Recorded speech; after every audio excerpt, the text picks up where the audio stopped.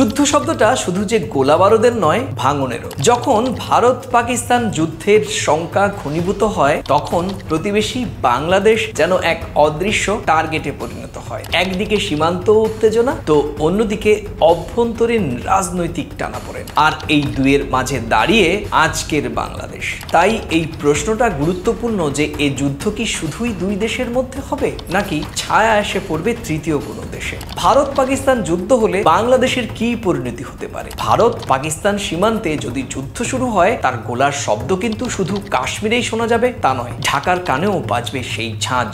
বিশেষ করে 2024 সালের 5 আগস্টের পর ভারত বাংলাদেশ কূটনীতি প্রায় ঠান্ডা যুদ্ধের পর্যায়ে। তাহলে প্রশ্ন উঠছে, এই পরিস্থিতিতে বাংলাদেশ কতটা ঝুঁকিতে? প্রিয় দর্শক, আজকে আমার এই প্রথম কথায় জানাবো ভারত বাংলাদেশের যুদ্ধ হলে বাংলাদেশ কতটা ঝুঁকিতে থাকবে, বা এই ঝুঁকি উত্তরণের পথই বাকি। তাহলে চলুন ভিডিওটি শুরু করা যাক।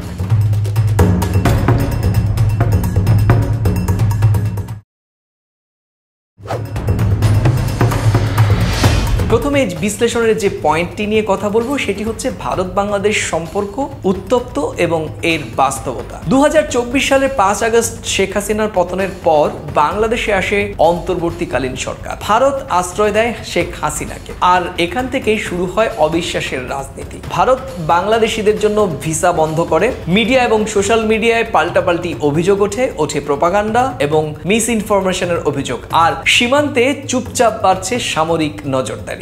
ভারত মনে করে শেখ হাসিনা পতনে দিল্লির আঞ্চলিক প্রভাব অনেকটাই খর্ব হয়েছে। অন্যদিকে বাংলাদেশের ভেতরে একটা বড় অংশ ভারতের অতি সক্রিয়তায় ক্ষুব্ধ।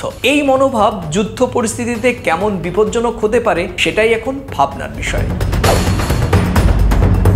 2. বাংলাদেশের অভ্যন্তরীণ দুর্বলতা। রাজনৈতিকভাবে বাংলাদেশ এখন অনেকটাই অস্থির। রোহিঙ্গা সংকট, ঘন ঘন আন্দোলন এবং ধর্মীয় উগ্রপন্থার উত্থান সব মিলিয়ে সরকারের ঘাড়ে বহু চাপ। যুদ্ধের আবহে এই চাপে যদি আরেকটু ফাটল ধরে, তাহলে তা সত্যিই হতে পারে ভয়ঙ্কর। আর সবচেয়ে বড় কথা, উগ্রপন্থীরা এই যুদ্ধকে জেহাদ বানিয়ে কাজে লাগাতেও পারে। সেটাই ভারতকে চিন্তায় ফেলে দিয়েছে। বাংলাদেশ কি তাহলে হয়ে উঠবে তৃতীয় ফ্রন্ট? বিশ্লেষণের 3 নম্বর পয়েন্ট, যুদ্ধ লাগলে বাংলাদেশের কি কি বিপদ? এক্ষেত্রে বাংলাদেশের সীমান্তে অনুপ্রবেশ বা জঙ্গি গোষ্ঠীর তৎপরতা বাড়তে পারে। আকাশপথ, ট্রানজিট বা ট্রেড সব ক্ষেত্রেই ব্যাহত হওয়ার আশঙ্কা তৈরি হবে। যুদ্ধ দীর্ঘস্থায়ী হলে খাদ্য, জ্বালানি, বিদ্যুৎ সংকট তীব্র হতে পারে। সংখ্যালঘুদের নিরাপত্তার প্রশ্নে অভ্যন্তরীণ সাম্প্রদায়িক উত্তেজনাও ছড়াতে পারে। আন্তর্জাতিকভাবে ভারত বা পাকিস্তান চাইবে বাংলাদেশ তাদের পক্ষেই থাক, কিন্তু পক্ষে গেলেই বিপদ।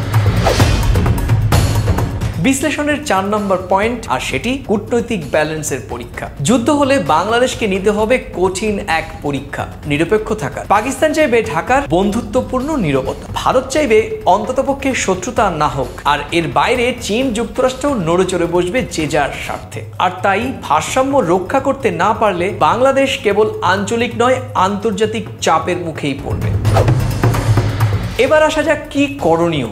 বাংলাদেশ এখন কোনো পক্ষের না হয়ে বরং হতে হবে শান্তির কণ্ঠস্বর। যেমন তাদের সীমান্ত সুরক্ষায় জোরদার করতে হবে, কূটনৈতিক ভারসাম্য বজায় রাখতে হবে, অতি কথন বন্ধ করতে হবে, আন্তর্জাতিক মিডিয়ায় প্রপাগান্ডার বিরুদ্ধে স্পষ্ট বার্তা দিতে হবে, অভ্যন্তরীণ স্থিতিশীলতা বজায় রাখতে হবে। আর এই কয়েকটি স্তম্ভের ওপরই দাঁড়াতে পারে যুদ্ধকালীন বাংলাদেশের নিরাপত্তা।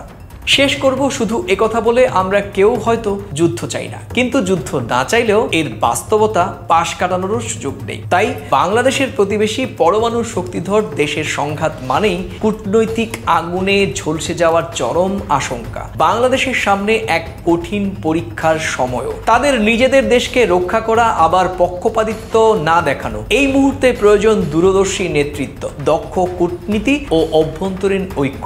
বাংলাদেশ যদি সঠিক কৌশল নিতে পারে, তাহলে এই উত্তপ্ত সময়ও শান্তির বার্তাবাহক হয়ে উঠতে পারে এই দেশটি। কেননা ইতিহাস বলে সংঘাত এড়ানোই বড় জয়। এক্ষেত্রে বাংলাদেশ কি করবে সেটি অবশ্যই সে দেশের সাধারণ মানুষ নির্ধারণ করবে। প্রিয় দর্শক, কেমন লাগলো আজকের এই সংক্ষিপ্ত বিশ্লেষণ? ভালো লাগলে নিজেদের মাঝে শেয়ার করুন আর লিখুন মূল্যবান মন্তব্য। ভারত এবং বাংলাদেশের সুসম্পর্ক প্রতিষ্ঠায় কাজ করে প্রথম কলকাতা। এভাবেই ভারত এবং বাংলাদেশের সাধারণ মানুষের কণ্ঠস্বর হয়ে উঠুক প্রথম কলকাতা, এবং অবশ্যই সঙ্গে থাকবেন আপনারা দুই দেশের সাধারণ মানুষ। ভালো থাকুন, সুস্থ থাকুন এবং প্রথম কলকাতার সঙ্গেই থাকুন।